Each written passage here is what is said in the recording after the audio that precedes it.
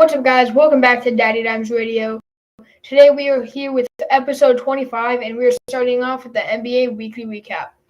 The Hawks dominate the Bucks to hand them their first loss of the season. Giannis played well, but it wasn't enough to stay the last undefeated team in the NBA. Josh Hart's buzzer beater gives the red-hot Trailblazers the three-point win. The Celtics beat the Grizzlies by 3 on big night from MVP candidate Jason Tatum against fellow MVP candidate Ja Morant. The Mavs barely beat the struggling Nets in a low-scoring game, 96-94. Luka, another MVP candidate, and the Clippers upset the Cavs by 2 to give the Cavs their second loss. Curry drops 47 in near triple-double to beat the Kings by 3. Big game here. The Bucks beat the Thunder in double overtime with a surprising 36 points from defensive standout Javon Carter from West Virginia. The Grizzlies hang on to beat the Spurs in overtime on Wednesday. Jimmy Butler drops 35 in his own near triple-double in the Heat's overtime win over the Hornets, who, with LaMelo hurt, I learned today, Dennis Smith Jr., who was once considered a bust, in his first year now at the Hornets, he is playing very well. But now we're going to go ahead and get into we've got a special guest with the second appearance on the show. What's up, guys? Oh my goodness. We're talking about our dad's opinions on if some of the surprising teams will trend down as the season goes on, or some of the disappointing teams that could possibly get better. So we'll start with the surprises. Looking here mostly in the Western Conference, currently the 1 seed. They've been good in the past couple years, but they traded away their 2 stars. Dad, do you think the Utah Jazz will trend up or trend down, and any other thoughts you have on them? So the Jazz are definitely the most surprising team in the league, and that is the Western Conference. I do anticipate they will sort of mean revert, come back to the pack, slip. They may well stay a playoff team, but they are probably not going to stay at number 1, much less top 4. Mm-hmm. And then right behind them, with 1 less win at number 2, the Portland Trailblazers. Yeah, they're even harder to comment on. They do have the star power because Dame is there. They've adjusted. Anthony Simmons is getting more minutes and so forth. They may stay up a little higher, a little longer. If you maybe pick between those 2, I think Portland will be higher than Utah come playoff time when it comes to seeds. Mm-hmm. They also got like Jeremy Grant in the offseason, and they drafted Shaedon Sharpe in the top 10. And then disappointing teams, of course, as usual, at least with last year, the Lakers are 2-10. What are your thoughts on them? Well, when you can't make a 3, no matter how hard you try, it's hard to win. That's my summary statement. Now, there's a lot of commentary on, star power alone isn't enough. It's a team sport. It's 5-on-5. And I think the Los Angeles Lakers are the poster child of that message so far this season. I don't know how many games LeBron has missed, but that was a theme last year as well, was injuries to LeBron and Anthony Davis. And then also, not even in the top 10 right now, the reigning champions, the Warriors. What are your thoughts on them? Yeah, that one's a hard one. So the Warriors are unique. They have, the seasoned veterans that everybody knows about, and they have the youth group. And it appears at times they have a hard time meshing them. So they have both the future and the now on the team. I think Coach Kerr has done a wonderful job over the years, but he has a unique challenge on how do you keep building and getting enough minutes for the youngsters while keeping the seasoned folks healthy and fresh, and not just fresh, but clicking with each other. So I think they will improve. I don't think they'll stay that low as the season goes on, but they definitely stand out in that challenge compared to the other teams. And then we got the Brooklyn Nets, who are a hot topic right now with all the Kyrie controversy. They're sitting at 6-7 with the 9 seed in the Eastern Conference.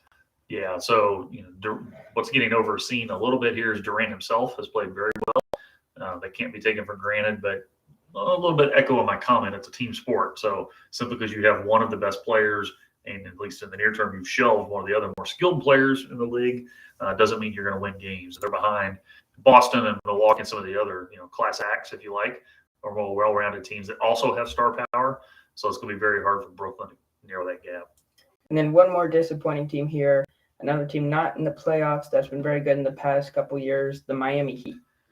Yeah, it's a hard one to project. I would be optimistic they will improve in the weeks ahead. I would say they would improve, but with this bad of a start, I don't think they're going to do too well in the playoffs this year. Levi, we haven't really asked you anything. Do you have any thoughts of any of those teams we talked about? I think the Warriors are the biggest disappointment in the last 30 years of the NBA. Oh my goodness. They're 5-7. Terrible. I mean, honestly, Oklahoma City Thunder is doing better than them, even though they're the best team and are going to win the NBA Finals this year. The Thunder are going to win the NBA Finals? Yeah. Well, I was about to say right before you said that, I mean, they are behind some teams that are doing surprising, like the Thunder and the Spurs, who are just below 500. The Pelicans moving up in the rankings as well, with Zion back.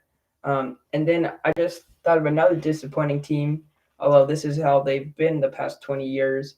But with the Anthony Edwards continuing to grow and signing Rudy Gobert, the Timberwolves we thought would at least be better than this. But, Dad, what are your thoughts on them? Well, they're very dependent on their top four, and they have the unique, start 2 7-footers, one that is not an offensive threat more than 10 feet from the rim. So it's not surprising to me that they've struggled coming out of the gate. There's still reason for optimism. Maybe they'll improve going forward, but health of their quote unquote big four is essential. Mm-hmm. All right, and then we're now going to move on to college basketball, and that is the leaving of our special guest. So now we're just going to go over the 2 greatest teams of all time for college sports, starting it off with Michigan State, of course, had a huge game a couple nights ago. But yeah, let's get into a little college basketball preview for the Spartans. Michigan State is going to be ranked in the top 5 in the next few games because they barely lost to Gonzaga, who is the most dog water team ever, and got so lucky. But we barely lost by 1, and we were going to absolutely dog on them the next time we play on land. maybe a playoff matchup. They probably paid the officers to rock the boat every time Michigan State got the ball. Yeah, although Michigan State is not currently ranked, not the strongest team we've had recently, but last year's team wasn't too crazy either. But next year we got Xavier Booker moving up, top 5 recruit, committed to the Spartans. He is going to go to the NBA, to the Thunder, and he is going to dog on everybody and posterize Chet Holmgren because he sucks and somehow injured himself because he's from Gonzaga. Probably injured himself getting off the couch from eating potato chips. Well, he needs to be eating those potato chips to gain some weight. Because he's a twig. But he's thinner than my pinky. Let's go ahead and get into the preview. Michigan State got an easy win over Northern Arizona to start off their season before losing by 1, as we've been talking about, to second-rate Gonzaga on a cruiser to honor Veterans Day. They were also in camo uniforms with USA written on the back instead of their names. Levi, you obviously are very into this Michigan State-Gonzaga rivalry. Any other thoughts on that game? Gonzaga sucks. That's all I can say. They lucked out because they lost Chet Holmgren, and now they have people that aren't the size of a twig, and they're just not used to that. Okay. Their next big game we got against Kentucky. We also can play We're also scheduled to play Villanova and possibly number 1 ranked North Carolina later on. North Carolina is going to be easy to beat. They suck. And so, yeah, they do have Kentucky in their next game. And I don't even know if Kentucky is ranked this year. Let's get a check on that real fast because the power school that pays their players isn't ranked.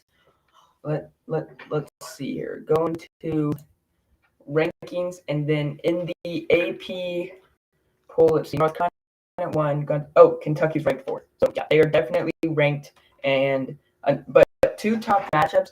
If we can beat Kentucky and just lose to Gonzaga by 1, that would be absolutely tremendous. Villanova's down 16th. And then let's just look for their sake. Once we get to conference play, let's count how many Big Ten teams are ranked, which would be ahead of them because obviously they're not ranked. To round out the top 4, we got Houston to go with Kentucky, Gonzaga, and North Carolina. but no Big Ten team in the top 10. First one we have on the list is one of the best basketball programs of all time, but they haven't been good in a while since like the Yogi Ferrell era. At 13th, we've got Indiana. Yogi Ferrell area. Michigan, their rival, that's also always good, is ranked 22nd. They suck. Illinois, who's been really good in the past couple of years, ranked 23rd. So 3 Big Ten teams ahead of them. And then in the other receiving votes category, you got Purdue, who's been really good recently as well. Michigan State in the other receiving votes category. Rutgers and Iowa and Ohio State. There's the big teams coming in. Very surprising to see Rutgers, although they were much better last year. But let's go ahead and talk about some of the top players for the Spartans team this year, with what we think will be the best in each category. For scoring, I think it's probably going to be Joey Hauser, the seasoned veteran, whose brother is in the NBA for the Celtics, and didn't make an impact against Gonzaga with foul trouble, but had a great first game against Northern Arizona, and we've seen what he can do in the past. For three-pointing, we have Malik Hall. He could pull up from the land in that game and still drain away while the Gonzaga players are trying to swim because they tried to rebound it and accidentally jumped off the boat because they're dumb like that. Okay. And then defense, it's perimeter shutdown guard, AJ Hoggard, who really started blossoming at the end of the year last year, guarding some of the best players like Jaden Ivey. Oh, Jaden Ivey. I like him, but easily locked down by Michigan State. You try to dunk Michigan that, State he's gonna jump is out of always nowhere. insane at defense. Yeah, because defense wins ball games. Gonzaga. Gonzaga's not terrible at defense. That sucks at defense. Better than Kentucky. And for our best overall, we have AJ Hoggard again. Yeah, he can play great defense. He's a terrible three-point shooter. We got to be What do you honest. mean? He's lights out, bro. But Stephen Curry right here. he can get to the lane, dish the ball, and score with some nice finishing skills. So he has to go as our best overall Spartan this year. And let's move on to another just tremendous college basketball and football program, Kansas State. They start off their season with an easy win over the University of Texas Rio Grande to start off 1-0. Sounds like a Mexican restaurant. And then they moved to 2-0 with a promising Power 5 win over California from the Pac-12. Any thoughts on that game? They easily got beat on. They were on the sidelines eating nachos from the restaurant. I wasn't talking about the Rio Grande game. I'm talking about California. Oh, California, they suck. They were on the side eating burritos. Oh, my goodness. And then our next big game is against a powerful Butler team. They're looking solid this year. And, of course, they've had a good past as well with guys like Gordon Hayward and Brad Stevens coaching him. But that game is 3 games away. We've got Rhode Island and Kansas City in between. Our likely top players for scoring, we have Keontae Johnson. Did I say that right? I think I said it right? Yeah. He's a huge graduate transfer, of course. He's a senior coming over from Florida. So you know he's good. And he is going to be absolutely amazing, I think, and can be a good Nigel Pack replacement. And I think if we saw Nigel Pack, we would be very solid this year with a trio of Marquise Nowell, Keontae Johnson, and Nigel Pack. For 3-point, we have Ismail Massoud. Yeah, he was a solid 3-point shooter last year, likely moving to the bench for most of the season this year, but he can really shoot it lights out from 3. And then defense, we've got the new center who's really looking solid on offense as well, putting up 12 points a game. But we got Naquan Tomlin, of course. I put him here because he's getting the blocks and the boards on the defensive end. Though, of course, Marquise Nowell is a great perimeter defender. Overall effectiveness, I got to go with Tomlin. You know who can really shoot the lights out? Gonzaga. They're so bad that they hit the lights and they just go dead. Oh, my goodness. For best of all, we have Keontae Johnson. Because, he's goated like that. Should have gone to Michigan State, but, And then we're going to go ahead and move on to Monday Night Football live commentary of 49ers versus Chargers. Of course, the big game today was Vikings versus Bills. Vikings get the dub in overtime. Any thoughts on that game for you, Levi? Justin Jefferson is goatified. He will hit the gritty on your grandma when he losses her. And we're already into the 49ers game here in the first quarter, 7-3. Did he fumble? Ayuk hit in the helmet by Derwin James, and he fumbles it. Give it to Debo. Literally, that's all we need. Chargers, no clue where they're at right now, but That's a chokehold. Samuel was trying to wrap down Ike. Then Derwin James, one of the best safeties in the league, came in, knocked it out loose with his helmet. And you had 7-3, 30 seconds left in the first, so we'll have to go to a break here in a minute. Here comes Justin Herbert at the 30-yard line. Nick Bosa's getting a sack right here. I'm calling it.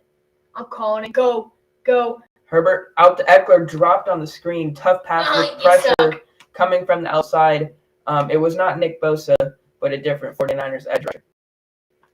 Nick Bosa's the only good one.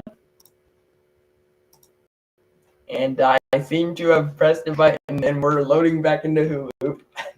And we're back. And We we're didn't miss the back. play. Here we go. Nick Bosa sack. Segment motion because they're scared of Nick Bosa. They gave the ball to Eckler, And he gets swallowed stopped. up, but able to gain a couple more yards after the first contact. Gonna be about 3rd and 7. There goes Mr. Fielder. Oh, yeah. 12 Polish seconds that left, helmet. and this will likely be the end of the first. It is 3rd and 7 for Los Angeles. After the turnover, it would be 49ers just hold the Chargers to a field goal since it would still be a one-possession game. And that's the end of the first, so we are going to head and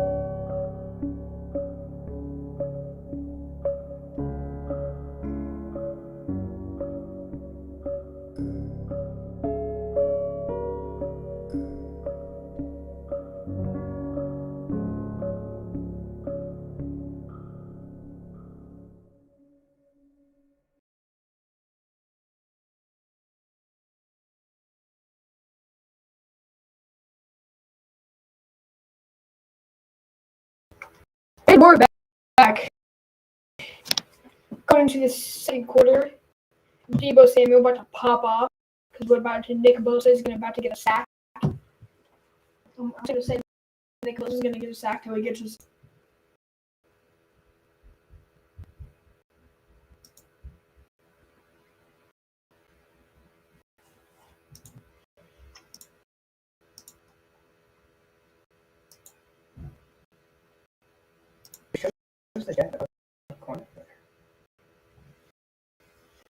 And Herbert's back, looking deep, incomplete for Palmer. 4th and 7. Chargers will have to go for a field goal. But their kicker sucks. So boing it.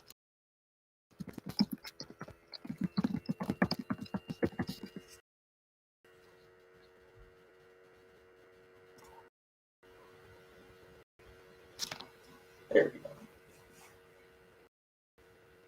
There's Lawson over there, but he's so bad that he can't catch it.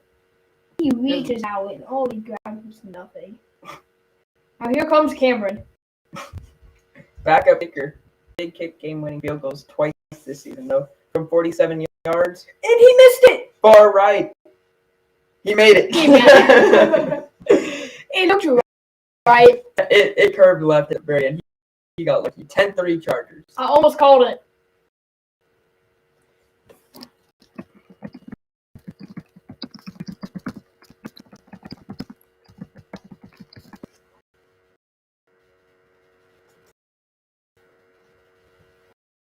Oh. Probably gonna have to go to commercial. Oh my gosh, commercials. What's the point? Yeah, we're at a commercial. We'll just sit around, I guess.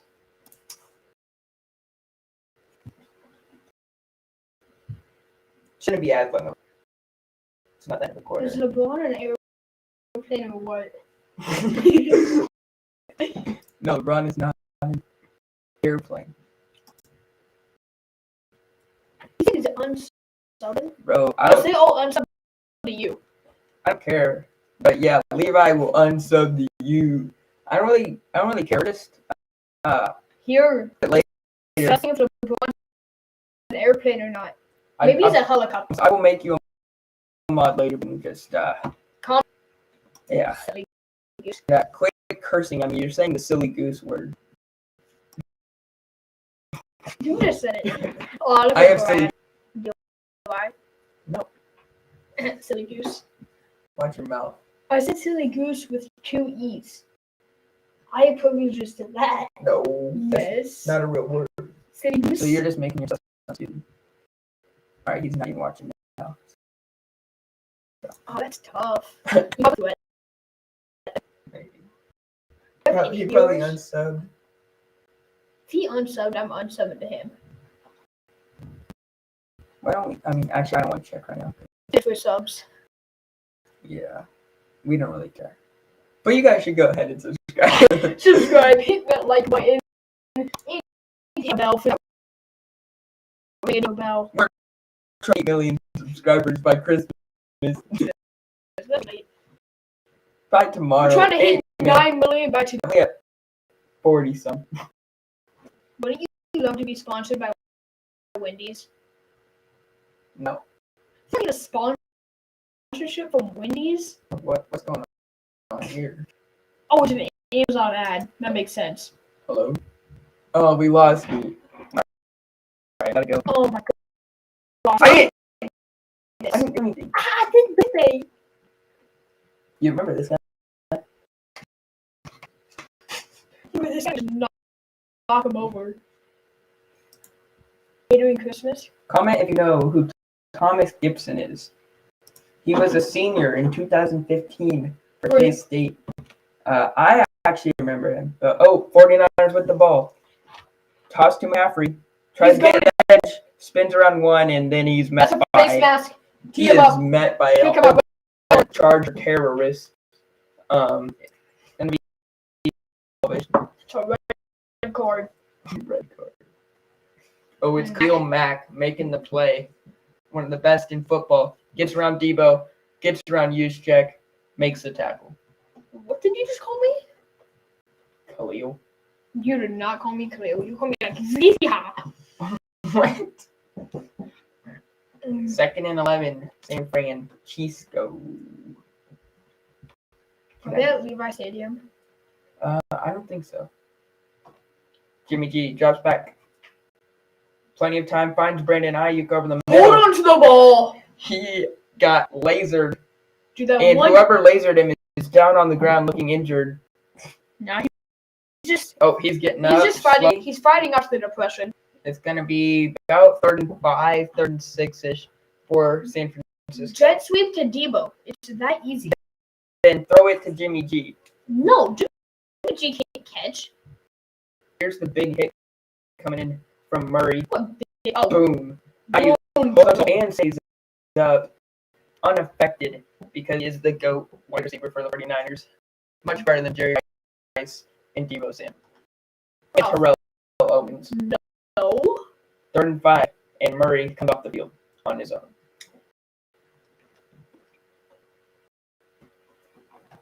Jimmy G in the huddle, being a leader as always. Leader in interceptions. Got him. 3rd and 5, here's the snap. Dropping back is Garoppolo. Runs it, throws Bag. and dropped. Disappears. Probably got a holding. He was looking for McCaffrey downfield. Like holding, and the driver declined. Shane. Here's the call from Sean Smith. Shane. And it is holding. On the Penalties. defense. 49ers will have to punt. No, punt. Mike McGlinchey, Oh, number that was supposed 69, to be. on the hold. First I thought that was supposed to be McCaffrey for a second. But no, it's just McClenchey. He's actually one of the guards in football. But Trent Williams at tackle. That amazing hair of his. Speaking of amazing hair, here's the 49ers punter. Have you seen Austin Eckler's hair, bro? It's flowing. I've never seen it, actually. He's bald. I know that. That's why I've never seen it. Oh, that makes sense. Looks like it might be Wisnowski, the punter. Because he wishes he was. And yeah, that looked like a pretty bad punt there. Down the sideline, yeah. He touched it. Not the best from gosh. Wisnowski. Why can't you just jump, turn into Superman? Or even better, turn into LeBron and be an airplane. And a commercial break again. Do you want to end it or do you want more present the Chargers? I think the game's still. do you want to end the stream? We'll do an essay. Check the time. It's not like 20. It doesn't matter the time. It's just if you want to stop or not.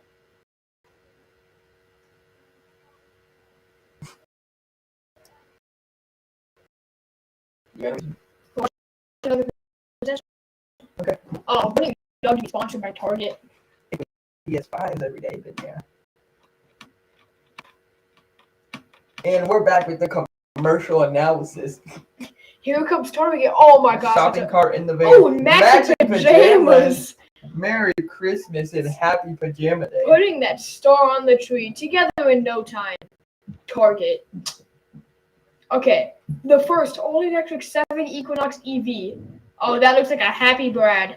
Brad? Yep, that's what he looks like. Brad. Look at that blue and white car. he's so Eves sad. for everybody. Everywhere. Chevrolet. It's a phone. Oh, what kind? Camera. 2 phones. I got With 2 phones. And a lady. And another lady. And disappearing people. Ooh. Ew. Ooh. Headphones. Watch. Watch. 9:30. Watch. It's Headphones. Phone. Jewel, of course. George Kittle with the teacher. George Kittle. He's on the podcast. I repeat, he's on the podcast. Hashtag sponsor George Kittle. Sponsor us. We are 49er fans. You just called Ayuk the GOAT. Exactly. He's a 49er player. Kittle is the GOAT tight end. Tony Gunn. Did he play there? Really? We're looking it up. Look Welcome it back up. to trivia. Comment below what do you think? Did Gonzalez play for the 49ers? Tony Gonzalez, 49ers. Oh my gosh. Tony Gonzalez, American football tight end. We're clicking on Wikipedia. Oh my gosh, you can't trust that. Yes, you can. During his last 5 seasons, he was with the Falcons. Was with the Chiefs. All right, I'm just going to straight up Google, did Tony Gonzalez play for the 49ers?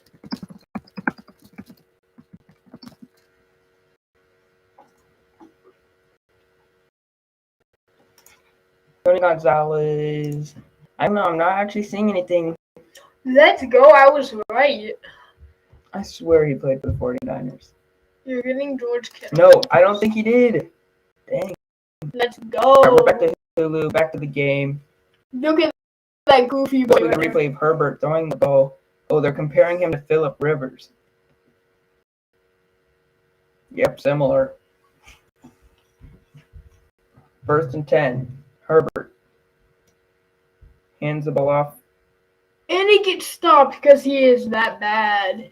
Going to be 2nd and 12. Ezra Spiller on the run. Ezra Spiller on the run. Tackled by Willis. Willis. Oh, such a silly goose. Slayer. 2nd and 11. Talking about amazing hair, just admire Herbert's Nick Bosa's. golden locks. However, no, Nick Bosa's better golden locks. George Kittle. Herbert dropped back again. Oh, slow motion. Fires dropped by 9. 83. Yeah. Because he is dollar. He Yes, strapped him. seatbelts straps him up. 3rd and 11. Told you they did it in football. Darius Ward, the former Kansas City Chief, one of the best corners in the league in coverage. 83. Watch this. Ready? Nice route actually by 83, but Travarius Ward does not give anything up. Top 10 corner in the National Football League. Did he just call him Trayvon Ward? I said Travarius. Charizard? Yes, Charizard. 3rd and 11. Huge. Herbert dumps it off. Boomstick, come on. Tackled by somebody. And I think that's going to wrap up. It'll be 4th and 11. Chargers sending out. See you guys next time.